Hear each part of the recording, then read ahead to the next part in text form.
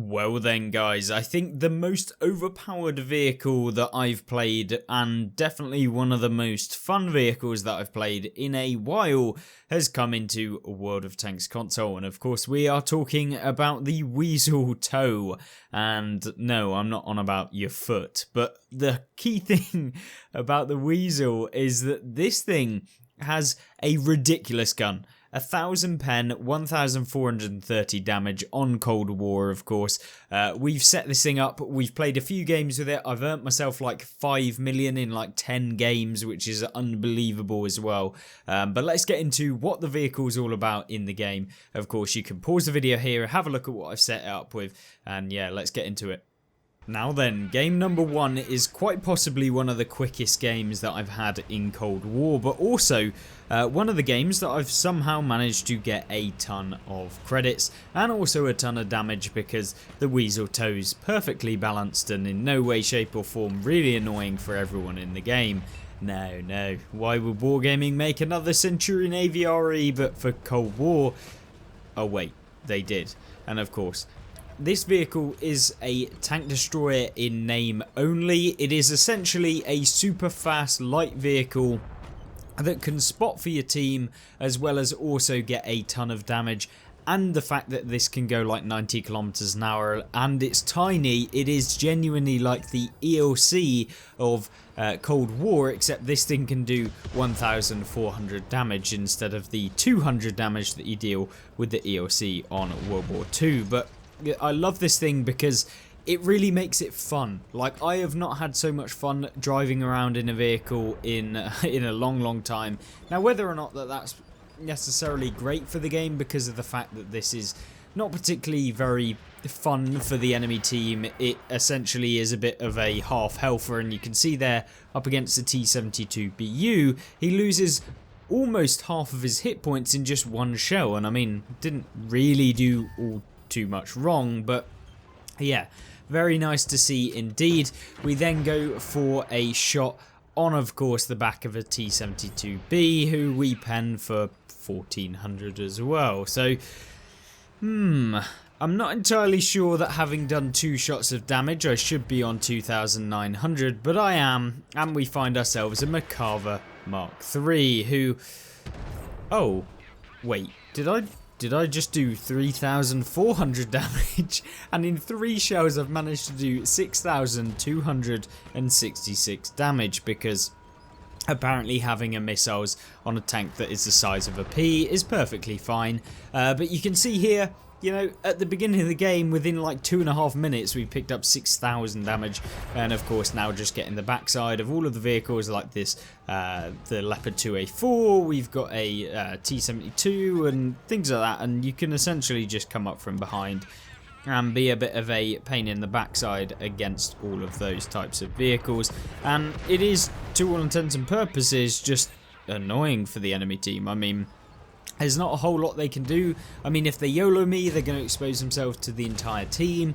They don't want to do that. And of course, you've just got... There's so much you can do with this tank. You can play it in so many ways, and that's what's really made me want to jump on World of Tanks. And I'm probably going to play a ton of games in this thing, since I've got a ton of ×2 silver boosts. And I mean, when you're earning 500,000 silver a game and having a ton of fun, then I'm not going to complain in any way, shape or form. Now, unfortunately, we didn't aim right at the end of the game, which means we didn't get any more damage, and we could have quite easily taken that over 10k. But yeah, we free aimed it at the end, and it didn't manage to hit. But either way, 8,600 damage in a 4-minute battle is, well, 3-minute battle. I mean, disgusting. Let's jump into another one. So what about El Alamein? Is it good in an open map? Well, I can answer that quite quickly. Yes, it is, of course, still very, very powerful, and it has everything that you could possibly really want when playing a tank destroyer. The only problem I find with this vehicle is that it can sometimes be a little bit annoying if maybe you get overwhelmed with multiple opponents shooting you all at once, but as you'll see in the end clips of this video, that sometimes you can still come away with a ridiculous result, even when there are 4 or 5 vehicles all chasing you down. But yeah, I've really enjoyed playing it. I think you guys, if you really want a tank that is going to earn you a ton of credits, it's actually good. It has something new to the game that you don't usually see in World of Tanks. And of course, if you do actually not hate playing Cold War, then this one, it might be the one for you. And I would recommend it if you have the gold lying around on your account, or if you are looking to purchase a Cold War vehicle right now. I think this one would be a very, very solid shout for you guys to actually pick up. So I don't often say that, but you know, this one probably you don't want to miss out on it since it is so good. But yeah, that's my opinion on it. Of course, you guys may have a completely different opinion, so I'd be interested to see what you guys think in the comment section down below. And of course, you're seeing here that we didn't really pick up any damage at the beginning. So this tank does really well when you can come into those mid-range engagements. It's kind of like a little bit of a rat. It kind of sneaks up, it chews on its opponents, and then it kind of leaves straight away. It doesn't give the opponent much chance to be able to do anything. And you can see here up against the M1A2, not only did we pen him, but we tracked him as well, enabling us to get over 1,000 assistance damage on top of the actual damage that we got of 1,400. Now, what's really good about the Weasel is that because of the fact that it's so slim profile, and because the main armament of the tank is what pretty much pokes over a ridgeline, they can't pen you. They genuinely cannot pen you when you're on a ridgeline and they can only see your gun. And of course, you can fire that gun right over that ridgeline, whether or not you're even aiming at them. You know, you can aim into the sky and hit them over a ridgeline if you wanted to. But yeah, I've found out that, you know, if you use it in this sort of scenario where you find yourself on a ridge and you just crest over, fire a missile, and you can always pull back behind the ridge, and of course you can just pen Challenger 2 turrets or wherever the hell that actually hit and still manage to pen, because 1,000 penetration is perfectly fine. Now, at this point, we've got, what, like 6,700 combined damage in, what, 3 minutes again? So really, really good result. And hopefully we'll be able to hit the Challenger 2 again. Unfortunately, didn't manage to do that. We just narrowly missed him. You obviously you've got to learn how to use the missiles. It does take a little bit of getting used to. And it will take you a few games before getting used to this tank. So if you do pick it up and are like, oh, this sucks, just give it a few games to really get into that swing of things where you're able to know when to go in and that sort of thing, because it does get a lot better. When I first played it, I thought it's okay, but then as you kind of get used to the fact that when you go in you can get really close, as well as use the handbrake to turn really sharply so you can miss or avoid a lot of damage, and you can suddenly swing on a penny and then you're behind them, and then you can fire a rocket into their backside, which they're not going to be able to deal anything about or do anything about even. So yeah, what a brilliant tank to actually have to play, but unfortunately probably not a nice tank for some of the other people right now. And I'm assuming, like the Centurion AVRE, you're going to be seeing a lot of these things out and about at the minute, because it is just a little bit OP.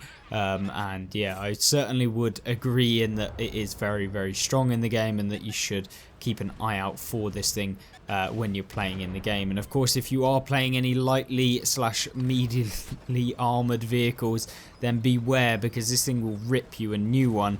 And it doesn't take a lot for it to do that with its super high penetration. And even if you are playing heavy tanks, there's a lot of there's a massive chance that you get ammo racked by this thing, because of the fact that it does have that huge cannon and huge damage that some of the other vehicles in the game don't have. So if it does pen you, you're probably more than likely going to get actually ammo racked if you think about it. But yeah, unfortunately we do miss the shell on the Weasel. This is where, like, you know, learning how the missiles work could definitely help you out, and I could have got some more damage. And at this point it's just trying to chase down a little rat light tank, and this is what it's like for a lot of the team. And how you can actually avoid damage is because, you know, when everyone's chasing you but you're the size of a penny, it doesn't usually go very well for the enemy team. And of course you can slap them about as you do that. But yeah, either way, picked up what, like 8,500 damage in that game, so really good one as well, and a really fun one to actually play. And of course, how much silver did we make in this game? I guess we'll have to wait a second. And yeah, a heartful amount of silver.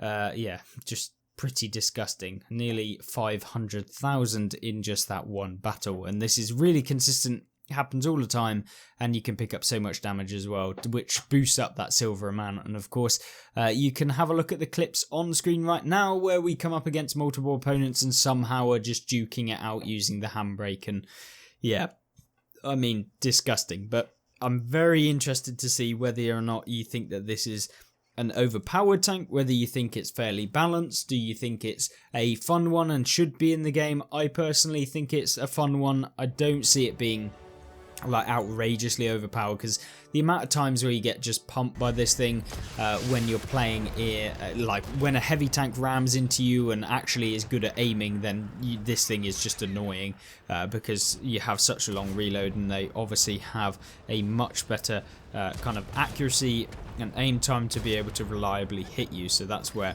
it kind of sucks. But either way, hopefully that's given you an indication as to what this tank is like, and hopefully you'll join me back in the next video where we have a look at the Progetto, a very interesting one indeed. Thank you, and I hope you join me there. See you in a bit. Goodbye.